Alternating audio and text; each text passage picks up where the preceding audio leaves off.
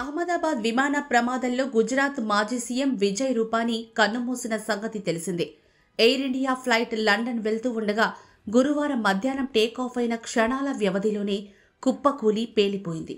అయితే ఇదే విమానంలో ఆయన ఉన్నారని కూలిన వెంటనే తెలిసింది. ఈ ప్రమాదంలో ఒక్కరు మినహా 241 మంది మరణించినట్లు ఎయిర్ ఇండియా ప్రకటించింది.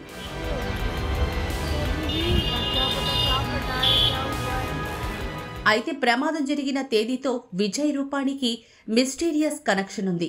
1206 అనే number Vijay Rupani lucky number. అదే రోజు అంటే జూన్ 12న ఆయన మరణం బాధగాను ఆశ్చర్యకరంగానూ ఉంది. అంతేకాదు క్రాష్ అయిన విమానంలో విజయ్ రూపానీ సీట్ నంబర్ కూడా 12 కావడం గమనార్హం. 2016 నుంచి 2021 వరకు విజయ్ రూపానీ గుజరాత్ ముఖ్యమంత్రిగా ఉన్నారు. పదవిలో లేకున్నా ఆయన బీజేపీ పార్టీలో కీలక నేతగా ఉన్నారు. రాజకీయాల్లోనూ వ్యక్తిగతంగానూ ఆయనకు 1206 అనే సంఖ్య బాగా కలిసొచ్చింది. దీంతో ఆయన ఫస్ట్ స్కూటీ నెంబర్ ప్లేట్ నుంచి విజయ్ రూపానీ దగ్గరున్న అన్ని కార్లకి ఇదే నెంబర్ ఉంటుంది. ఆయన విమానంలో ఎక్కే ముందు బోర్డింగ్ సమయం కూడా 12:10, ticket serial number, seat number కూడా 12తో మొదలవుతుంది.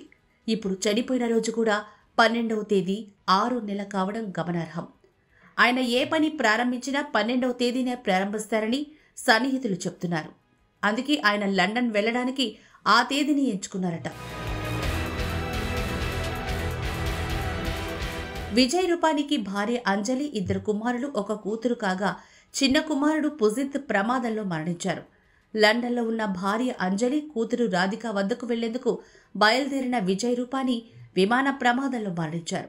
ఈ మరణ వార్త తెలుసుకున్న లండన్లోని ఆయన భార్య అంజలి రూపానీ వెంటనే గుజరాత్కి చేరుకున్నారు.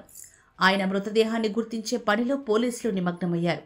కుటుంబ సభ్యులు డీఎన్ఏతో సరిపోల్చి గుర్తించే అవకాశం ఉన్నట్టు తెలుస్తోంది.